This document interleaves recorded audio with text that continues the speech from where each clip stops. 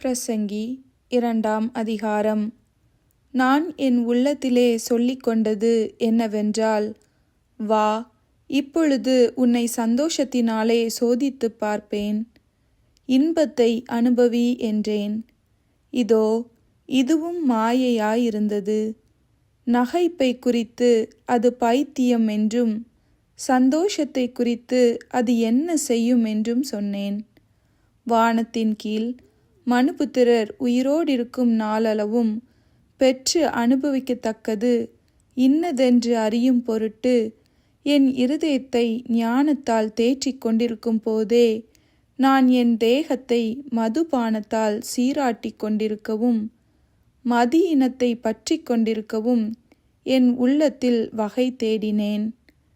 நான் பெரிய வேலைகளை செய்தேன். எனக்காக வீடுகளை கட்டினேன், திராட்சை தோட்டங்களை நாட்டினேன். எனக்காக தோட்டங்களையும் சிங்கார வனங்களையும் உண்டாக்கி அவைகளில் சகல வகை கனிவிருட்சங்களையும் நாட்டினேன்.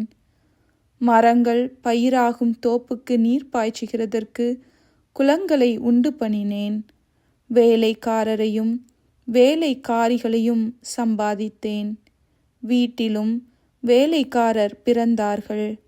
எனக்கு முன் எருசலேமிலிருந்த எல்லாரை பார்க்கிலும் ஆடு மாடு முதலான திரண்ட ஆஸ்திகள் எனக்கு இருந்தது.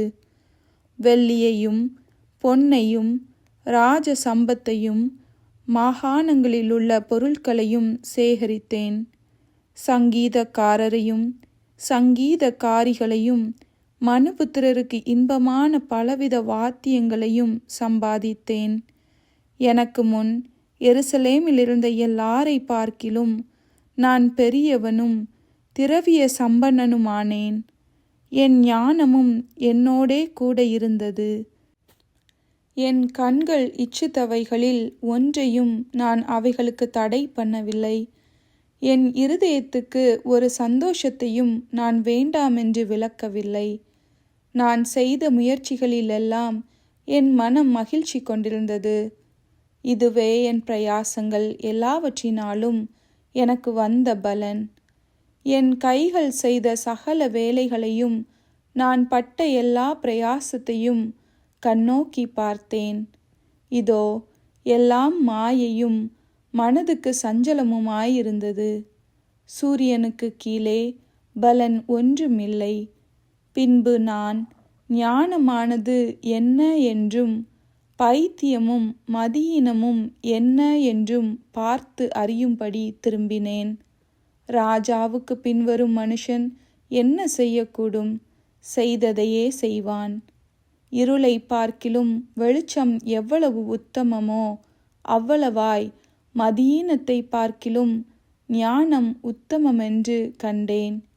ஞானியின் கண்கள் அவன் முகத்திலே இருக்கிறது, மூடனோ இருளிலே நடக்கிறான். ஆகிலும் அவர்கள் எல்லாருக்கும் ஒரே விதமாய் சம்பவிக்கிறது என்று கண்டேன். மூடனுக்கு சம்பவிக்கிறது போல எனக்கும் சம்பவிக்கிறதே. அப்படியிருக்க நான் அதிக ஞானமடைந்ததினால் காரியம் என்ன என்று சிந்தித்தேன். இதுவும் மாயை என்று என் உள்ளத்தில் எண்ணினேன்.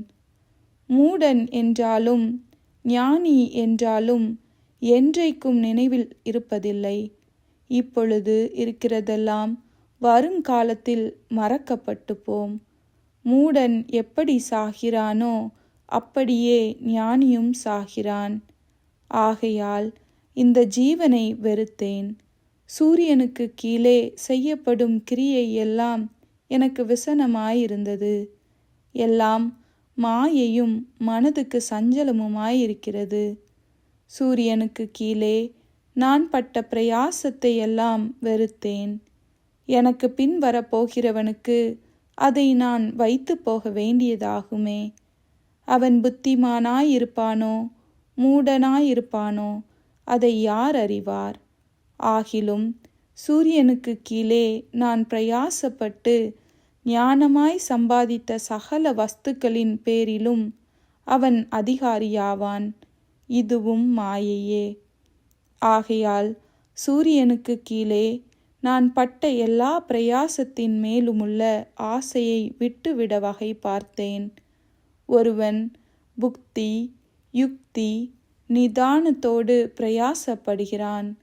ஆகிலும் அப்படி பிரயாசப்படாதிருந்த வேறொருவனுக்கு அவன் அதை சொந்தமாக விட்டுவிட வேண்டியதாகும். இதுவும் மாயையும் பெரிய தீங்குமாய் இருக்கிறது. மனுஷன் சூரியனுக்கு கீழே படுகிற எல்லா பிரயாசத்தினாலும் அவனுடைய இருதயத்தின் எண்ணங்களினாலும் அவனுக்கு பலன் என்ன? அவன் நாட்களெல்லாம் அலுப்புள்ளது, அவன் வேலைகள் வருத்தமுள்ளது. ராத்திரியிலும் அவன் மனதுக்கு இளைப்பாறுதலில்லை.